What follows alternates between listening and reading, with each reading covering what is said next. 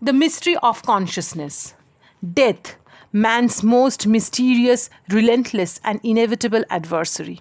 Does death mean the end of life, or does it merely open the door to another life, another dimension, or another world? If man's consciousness survives the death experience, then what determines its transition to new realities? In order to gain a clear understanding of these mysteries, man has traditionally turned to enlightened philosophers, accepting their teachings as representative of a higher truth. Some criticize this method of acquiring knowledge from a higher authority, no matter how carefully the seeker may analyze it. Social philosopher E.F. Schumacher, author of Small is Beautiful, notes that in our modern society, when people are out of touch with nature and traditional wisdom, they consider it fashionable to ridicule and only believe in what they see and touch and measure. Or, as the saying goes, seeing is believing. But when man endeavors to understand something beyond the scope of the material senses, beyond instruments of measurement and the faculty of mental speculation, then there is no alternative but to approach a higher source of knowledge. No scientist has successfully explained through laboratory investigations the mystery of consciousness or its destination after the destruction of the material body. Research in this field has produced many divergent theories, but their limitations must be recognized. The systematic principles of reincarnation, on the other hand, comprehensively explain the subtle laws governing our past, present, and future lives. If one is to understand reincarnation at all, he must acknowledge the fundamental concept of consciousness as an energy distinct from and superior to the matter composing the physical body. This principle is supported by examination of the unique thinking, feeling, and willing capacities of the human being. Can DNA strands or other genetic components possibly induce the feelings of love and respect one person has for another? What atom or molecule is responsible for the subtle artistic nuances in Shakespeare's Hamlet or Bach's Mass in B minor? Man and his infinite capabilities cannot be explained by mere atoms and molecules. Einstein, the father of modern physics, admitted that consciousness could not be adequately described in terms of physical phenomena. I believe that the present fashion of applying the axioms of science to human life is not only entirely a mistake, but also has something reprehensible in it. The great scientist once said. Indeed, scientists have failed to explain consciousness by means of the physical laws that govern everything else within their purview. Frustrated by this failing, Nobel laureate in physiology and medicine Albert Szent-Györgyi recently lamented, "In my research for the secret of life, I ended up with atoms and electrons, which have no life at all.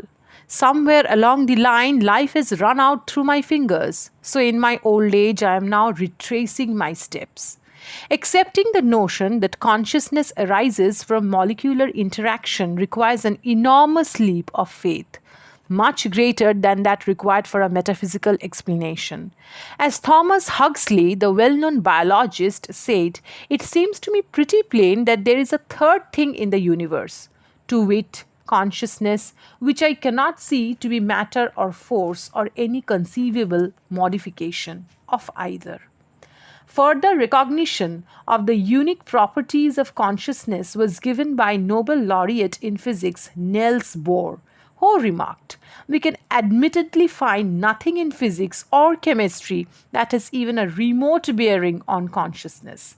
Yet all of us know that there is such a thing as consciousness, simply because we have it ourselves.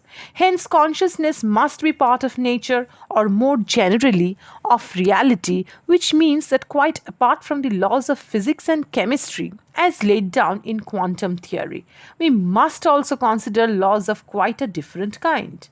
Such laws might well include the laws of reincarnation, which govern the passage of consciousness from one physical body into another. To begin understand these laws, we may note that reincarnation is not an alien, antipodal event, but one that occurs with regularity in our own bodies during this very lifetime. In the human brain, Professor John Pfeiffer notes your body does not contain a single one of the molecules that it contained even 7 years ago.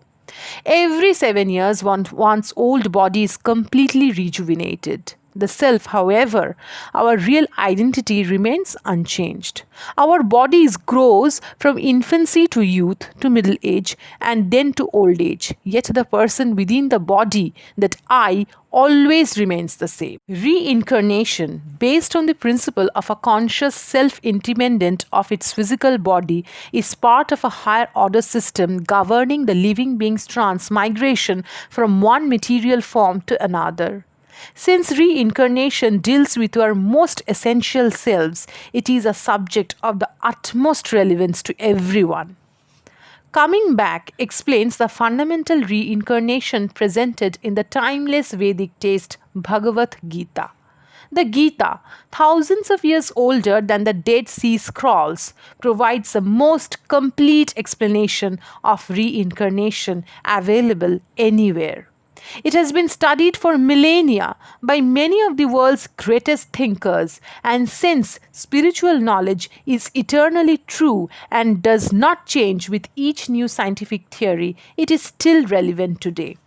Harvard biophysicist D.P. Dupe writes, we may lead ourselves down a blind alley by adhering dogmatically to the assumption that life can be explained entirely by what we know of the laws of nature. By remaining open to the ideas embodied in the Vedic tradition of India, modern scientists can see their own disciplines from a new perspective and further the aim of all scientific endeavor, the search for truth. In this age of global uncertainty, it is imperative that we understand the real origin of our conscious selves. How we find ourselves in different bodies and conditions of life, and what our destinations will be at the time of death. This essential information is comprehensively explained in Coming Back. Chapter 1 shows how reincarnation has profoundly influenced many of the world's greatest philosophers, poets, and artists from Socrates to Salinger. Next, the process of reincarnation as expounded in Bhagavad Gita, the oldest and most respected source book on the subject of transmigration of the soul, is presented. Chapter 2, a lively dialogue between His Divine Grace A.C. Bhaktivedanta Swami Prabhupada and noted religious psychologist Professor Karl Fried Graf von Durkheim clearly shows how the material body and the antimaterial particle, the spirit soul, can never be the same. In Chapter 3, a famous heart surgeon urges the systematic research into the soul, and Srila Prabhupada cites a Vedic version, thousands of years older and strikingly more informative than modern medical science. Three fascinating narratives from the Vedic text Srimad Bhagavatam constitute Chapter 4. These accounts stand as classic examples of how the soul transmigrates through different types of bodies under the control of the precise laws of the nature and karma. In Chapter 5, excerpts from the writings of Srila Prabhupada clearly demonstrate that the principles of reincarnation can be easily understood in terms of ordinary events and common observations that regularly occur in our daily lives.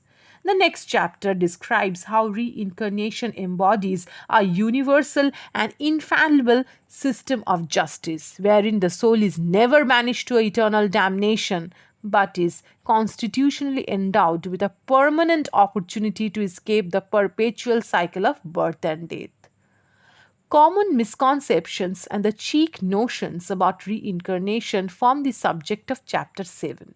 And the concluding chapter, Don't Come Back, presents the process through which the soul can transcend reincarnation and enter the realms in which it is finally freed from the prison of the material body. Having once achieved this status, the soul never again returns to this endlessly mutable world of birth, disease, old age, and death.